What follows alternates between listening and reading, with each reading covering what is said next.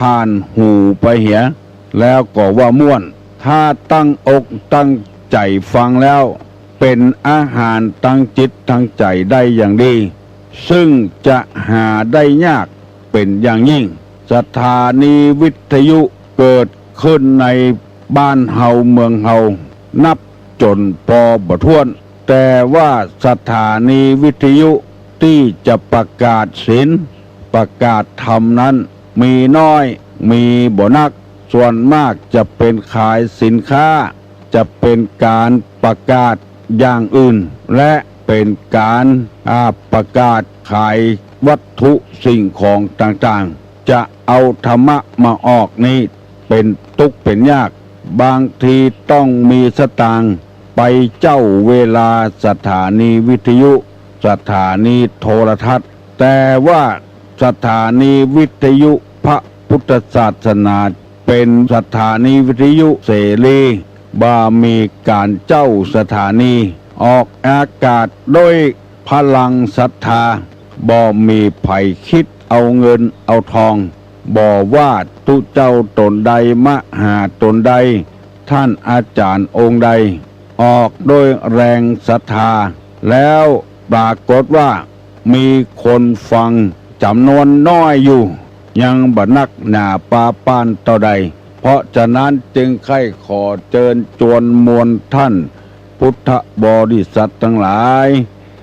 ฟังธรรมะแล้วบ่เป็นพิษบ่เป็นภัยอย่างกับไผมีกัดสร้างกับสร้างดีกับดีอยู่ตลอดเวลาจึงขอเชิญชวนมวลญาติโยมทั้งหลายได้สละเวลา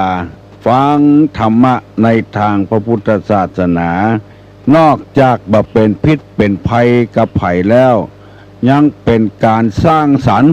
ยังเป็นการทำให้คนเฮานี้ปรับปรุงจิตใจให้คนได้เป็นคนอยู่ตลอดเวลาสิ่งอื่นสิ่งไก่นั้นยังทำให้คนเสียผู้เสียคนวิชาความรู้ต่างๆดังที่เฮาจะได้ยินกันมาเอาวิชาต่างๆมาสอนให้ละเอกละอ่อนแล้วละเอกละอ่อนก็มีใจฮึกเหิมปากันทำลายวัฒนธรรมประเพณีอันดีอันงามแต่วิชาธรรมะนี้เพิ่มพูนขึ้นสร้างสรรค์ให้มันดีขึ้นดังที่เคยออกอากาศตลอดเวลาว่าความเจริญรุ่งเรืองนี้มันบหันทางตามันเป็นความเจริญรุ่งเรืองทางจิตทางใจทำให้คนได้เป็นคนมีความรู้มีความเข้าใจและอยู่ดีมีสุขยิ่งขึ้นหันว่าครอบครัวบางครอบครัวเคยแตกเคยแยกกันเคยพลิดร้องคล้องเถียงกันมาบัดเดี๋ยวนี้เป็นครอบครัวที่อบอุ่นมีความสุขบานหวานใจขึ้นดังนี้เป็นต้นการเกิดมาเป็นคนในวิถีของพระพุทธศาสนานี้เต็มไปด้วยความทุกข์ทั้งนั้นเพราะฉะนั้นเมื่อถึงเวลานั้นก็ยอมทนเอามันหลีกเลี่ยงบ่ได้พระพุทธเจ้าของเฮาจึงพยายามหลีกเลี่ยงจากทุกข์เหล่านั้นบ่มีทุกข์อันใดมาเบาะมาหอมพระพุทธเจ้าเลยมีแต่ความสุขพระองค์จึงเทศอันใดก็ให้คนได้มีความสุขขอให้ได้ปฏิบัติตามหลักของธรรมชาติจะเกิดความสุขขึ้นเช่นการดื่มสุราสูบบุหรี่ยาเสพติดต่างๆมันนำแต่ความทุกข์มาขึ้นกับคนเพราะฉะนั้นในทางพระพุทธศาสนาจึงบอกว่าถ้างดเว้นได้ก็งดเว้นเหียถ้างดเว้นบ่ได้ก็พยายามผ่อนเบาบางลงไปท่านทั้งหลายจะหันว่าศีล5ก็ดีศีล8ก็ดีในพระพุทธศาสนานี้บ่ได้ห้ามเด็ดขาดเพราะว่าการห้ามคนนี่มันเป็นเรื่องยากเหมือนกับห้ามอย่างอื่นทำไมจึงบ่ห้ามพระพุทธเจ้าเพิ่นบอกว่าให้งดเว้นอัน คำว่างดเว้นกับห้ามนี่มันบ่เหมือนกัน เช่นงดเว้นจากการดื่มสุราและเมลัยเฮางดได้เฮาก็งดไปเหียเฮางดเว้นได้ก็เว้นไปเหียเพื่อจะทำให้ครอบครัวได้มีความสุขอยู่กับกันบ่เกิดความทุกข์ยากเพราะว่าสุรานี่มันทำให้คนได้ประมาทขับรถขับราก็ประมาทสินทรัพย์สมบัติจะเป็นแสนบ่ได้ลุบ่ได้พังมีสติควบคุมอยู่เสมอถ้าดื่มเข้าไปมันนักหนาปาป้านขึ้นไปลดกันเหยียบหลายแสนเป็นล้านก็มีมันต้องสูญเสียไปตามนั้นมันหาสาระหาประโยชน์บ่ได้ดังนี้เป็นต้นตุลงได้นำเอากรรมวัตตุกมาเสนอทุก10ประการที่นักปราชญ์บัณฑิตเปิ้นได้จารึกบันทึกไว้ซึ่งทุกคนจะหลีกเลี่ยงบ่ได้สัพพะเชื้อใดเชื้อหนึ่งภัยคนใดคนหนึ่งพัดภาคจากไปทรัพย์สมบัติที่หิหามาได้มีคนลักเอาไปขโมยเอาไปบางทีเฝ้าอยู่หันแต่มีคนไปจี้ไปขโมยเอาไปเช่นร้านทองเป็นสิ่งที่เจ้าของห่วงแหนมากเพราะลงทุนลงแหงมามีคนไปจี้ไปปล้นเอาเป็นต้นอันนี้คือความโศกเศร้าเสียใจเสียดายของข้อที่3ว่านิพัทธทุกข์ทุกเนืองนิดฮ้อนกาหนาวกาปวดอุจจาระปวดปัสสาวะนี่มันเป็นทุกเนืองนิดซึ่งบางคนนี่หลายคนบ่รู้สึกว่าเป็นทุกข์พอมันเป็นทุกข์แต่นี่จะรู้ว่าเป็นทุกข์ที่กรรมที่เขาว่าทุกข์เกิบคบตินทุกข์จิ้นขำเขี้ยวทุกข์ไข้เยี่ยวในรถทุกข์เพราะตดไข้ตดกลางหมู่ หมู่นี้เป็นทุกข์ทั้งนั้นเมื่อมันบักเกิดขึ้นเฮาก็บ่ฮู้พอเกิดขึ้นมาก็ฮู้ว่านี่เป็นนิพัทธทุกข์ทุกข์หนึ่งนิดพยาธิทุกข์ทุกข์เพราะเป็นพยาธิ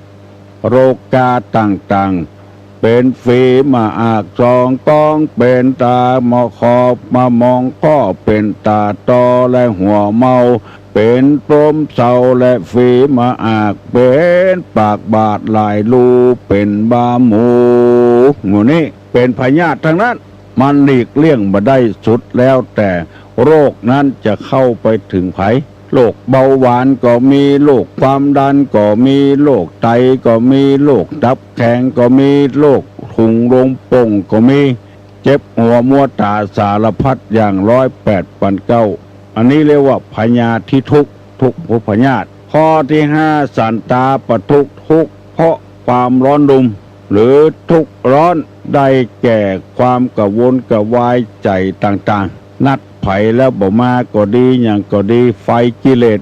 ราคะโทสะเผาจะรอดเวลา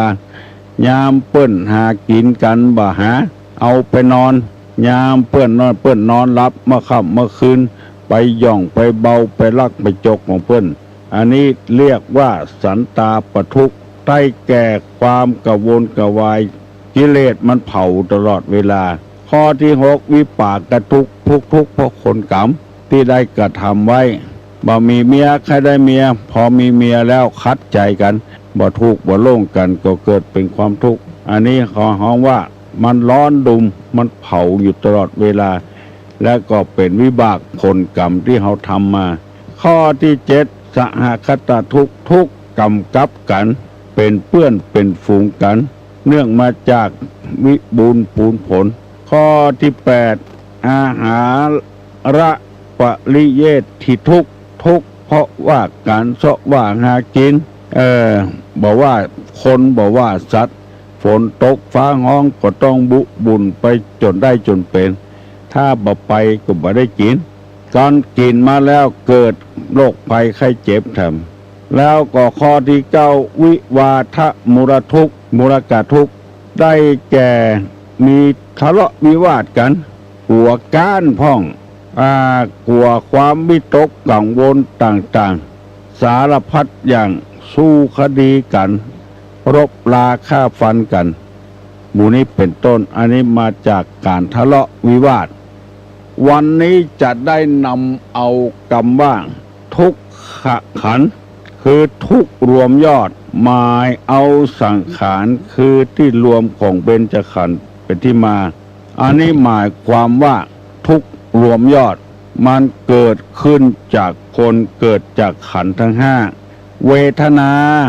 สัญญาสังขารวิญญาณรูปเมื่อมันมากระทบทางตากระทบทางหู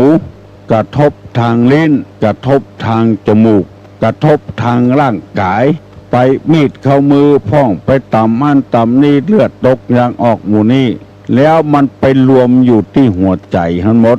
ตาไปหันหูกที่เฮาบ่ต้องการหันเกิดเวทนาขึ้น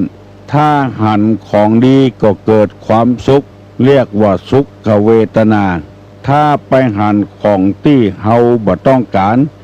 ก็เกิดความทุกข์ขึ้นมาเรียกว่าทุกขเวทนาตกลงว่าเป็นความทุกข์ทั้งนั้นหูถ้าไปได้ยินเสียงของม่วนไพเราะจับใจนิมนต์ฟังตุเจ้าเทศนาธรรมม่วนอกม่วนใจม่วนที่หูก่อนแล้วก็เข้าถึงจิตถึงใจโอ้ม่วนแตะได้ยินได้ฟังเทศยิ่งคนโบราณแต่ก่อนนี้ฟังธรรมมหาจาดกันถึงเดือนนี่มาฟังกันที่วัดที่วาตุเจ้าเปิ้นก็ปากันไปฝึกไปหัดเฮียนจะเป็นธรรมกุมารบัณกามัทธีกาธรรมมหาราชกานกรกากันทุจกโมนี้เป็นกันใหญ่ๆเปิ้นจะมีใส่กาบใส่ซ้อยกันเกิดความม่วนอกม่วนใจขึ้นมาหูได้ฟังแล้วมันบัดใจม่วนที่หูมันไปม่วนที่ใจปุ้นฟังตุเจ้าเทศในวิทยุก็มันบัดใจม่วนที่หูบ่ได้ยินบ่ได้หูนี่เพียงแต่รับรู้เหมือนกับปากของเฮาที่กินอาหารเข้าไปมันหวานกามันกลมกล่อมกาที่สำคัญมันอยู่ที่กระเพาะพุ่นจะลำบ่ลำอยู่ที่ปากเมื่อปากเคี้ยวกาลิ้นแตะต้องเข้าไปแล้วลื่นเข้าไปมันอยู่ที่กระเพาะอิ่มมอกพอหายพอดีกาอิ่มนักลำไปกาบ่ปอกินกามันอยู่ที่จิตที่ใจพุ่นดังนี้เป็นต้นอันนี้เรียกว่าถ้าเป็นความดีก็เรียกว่าสุขเวทนาถ้าเป็นความบดีก็เรียกว่าทุกขเวทนามันไปรวมอยู่ที่ขันธ์ห้าพูนหมดตาหูจมูกลิ้นกายใจมันไปปะเข้าใส่ไปรวมที่จิตที่ใจหมดอันนี้เรียกว่าทุกรวมตาหันของบดีหูไปได้ยินเสียงที่บ่ม่วนหูดังไปสาบกลิ่นที่บดีลิ้นไปสัมผัสรสที่มันเผ็ดนักเค็มนักขมนักมันเกิดที่จิตที่ใจพุ่นหมดลิ้นเพียงแต่สัมผัสเท่านั้นกายไปกระทบไปถูกต้องตะปูตำนำแตงอย่างหมูนี่มันไปเจ็บที่ตั้งกายน้อยเดียวแต่ส่วนมากจะเจ็บที่ใจเมื่อเจ็บออกมาแล้วปากก็พ่นออกว่าปวดกระเจ็บกาหมูนี้เป็นต้นดังที่เฮาจะหันคนป่วยที่โรงพยาบาลเดือดกระวนกระวายออกมามันปวดที่ใจในพระพุทธศาสนาบอกว่าถ้าเฮาจ้างแบ่งมันหันก็สักว่าหันบ่เกิดความสุขบ่เกิดความทุกข์อย่างขึ้นมาเพียงแต่หันพอแล้วใจเฮาบ่ต้องคิดเพราะว่าตามันมีหน้าที่ของมันในการพอกการก้อยถ้าใครได้ยินก็ต้องใจหู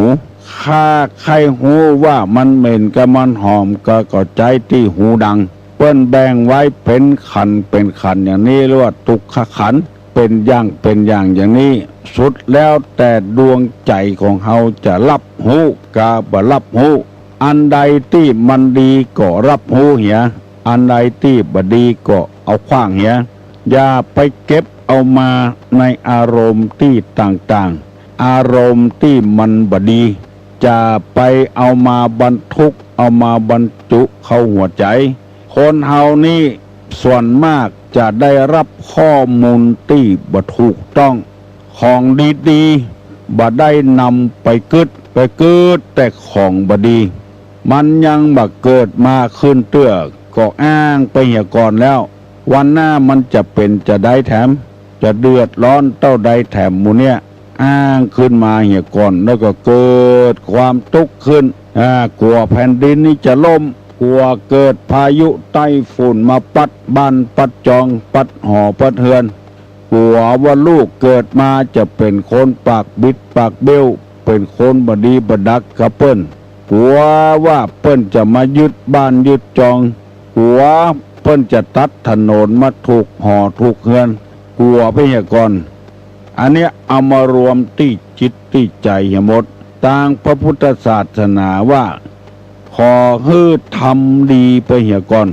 สิ่งเหล่านั้นมันยังบังเกิดขึ้นมาเตื้อฟังกัวเตื้อแล้วเฮายังบันแน่บันนอนในจิตในใจบางทีเฮาอาจจะได้ดิบได้ดียิ่งกว่านี้บางทีจะยิ่งกว่านี้เพิ่นบอกว่าอนาคตเป็นเรื่องความใฝ่ฝันแน่พ่องบ่แน่พ่องส่วนมากนี่มันจะบ่แน่อย่างที่ปากันซื้อหวยฝันไว้ในอนาคตว่าหวยใบเนี้ยถ้าถูกแล้วจะซื้อหั่นจะซื้อนี่เนี่ยพอเอาไปกวดบ่ถูกสักกำมันแป๊ดไปเหี่ยวิทย์ไปเหี่ยเลขเดียวมันก็เกิดความทุกข์ขึ้นมาเพราะฉะนั้นในพระพุทธศาสนาสอนว่าอนาคตนี้เป็นของบ่แน่เพราะฉะนั้นจะไปใฝ่ฝันมันสองอดีตที่ล่วงแล้วมามันเลยไปแล้วเหมือนน้ำมันไหลไปแล้วเฮาจะห้องฮื้อมันคืนมามันบ่คืนแล้วมันไหลไปตามเวลาของมันเวลาก็เช่นเดียวกันจาก6 โมงไปเป็น7 โมงจาก7 โมงไปเป็น8 โมง9 โมงเฮาจะห้องมันคืนมา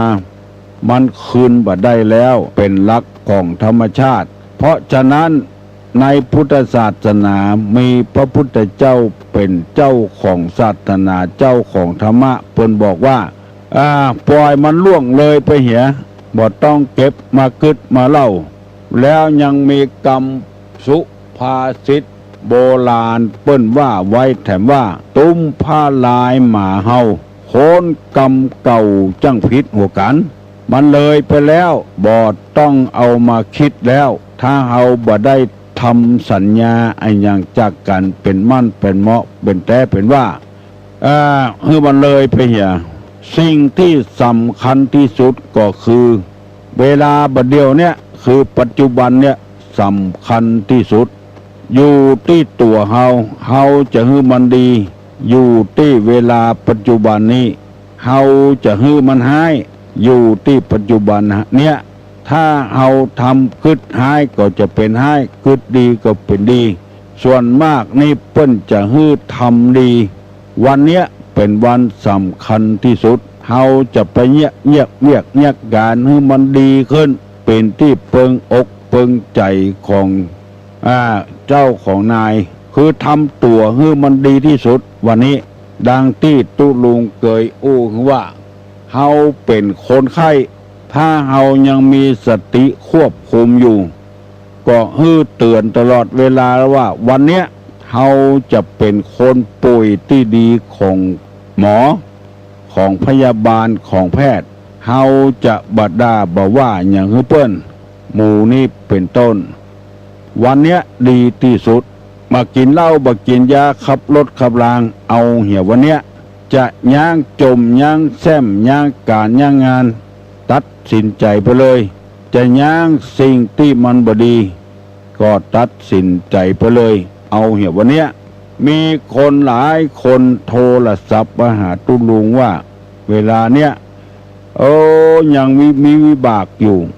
วิบากที่ว่านั่นก็คือมักจะกินเหล้ากินยาตุลุงแก้ให้เปิ้นว่าเฮาย่างเหี่ยวันเนี้ยจะเตียวไปหาเหล้าเฮาบ่ไปละบอกว่าเหล้าเนี่ยเป็นนำโรคนำพยาธิมาสู่กูทำให้กูมีอายุสั้นแทนที่จะตาย60ไปตาย40-50 ปีเพราะเหล้าไปเผาตับไป ไปเผาปอดทำให้เสียสติมึงนะเป็นคนร้ายที่สุดจะทำให้กูอายุสั้นทำให้กูเสียชื่อเสียเสียงกูเกิดมา